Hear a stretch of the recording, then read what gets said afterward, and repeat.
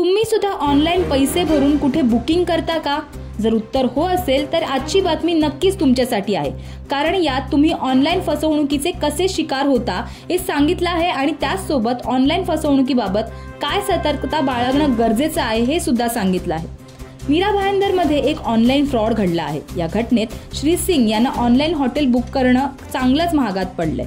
या घटनेत online hotel book करताना चोरट्यांनी तब्बल 79,300 रुपयांचा गंडा घातलाय। तसेच या बाबतीत तक्रारदाराने ऑनलाईन पोर्टल NCCRP वर तक्रार नोंदवली असता पोलिसांनी तत्परता दाखवून तक्रारदाराची समस्या सोडवली सुद्धा आहे। याबाबत सायबर पोलिसांचं कौतुकही केलं जातं।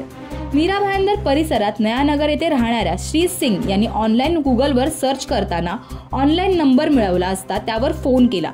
या ऑनलाईन बुकिंग वेळी बुक करण्याच्या नावाखाली तक्रारदाराच्या फोनवर आलेला OTP मागितला आणि चोरट्यांनी गंडा घातला। तक्रारदाराला फसवणूक झाल्याची समजताच त्याने ऑनलाईन पोर्टल NCCRP या पोर्टलवर तक्रार नोंदवली आणि त्यानंतर तक्रारदार यांची ऑनलाईन NCCRP पोर्टलवर तक्रार नोंदवल्याने फसवणूक झालेले पैसे संशयित बँक खात्यात थांबवण्यात आले।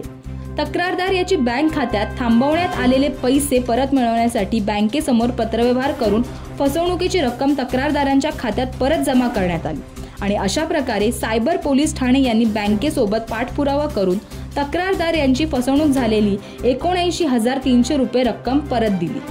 जर तुम्ही सुद्धा कधी अशा ऑनलाईन फसवणुकीला चुकून बळी पडला असाल तर काही टिप्स तुमच्यासाठी। ऑनलाईन बुकिंगसाठी किंवा खरेदी करण्यासाठी गुगलवरील मोबाईल नंबरची खात्री केल्याशिवाय कोणतेही पैसे भरू नये।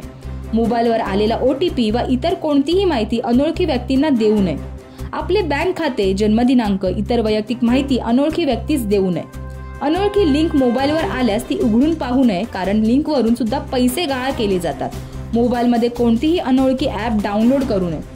जर तुमच्यासोबत फसवणूक झाली असेल तर तुम्ही लगेच जवळच्या पोलीस ठाण्यात संपर्क साधा। तसेच ऑनलाईन www.cybercrime.government.in या वेबसाईटवर आणि 1930 या नंबरवर तक्रार नोंदवा।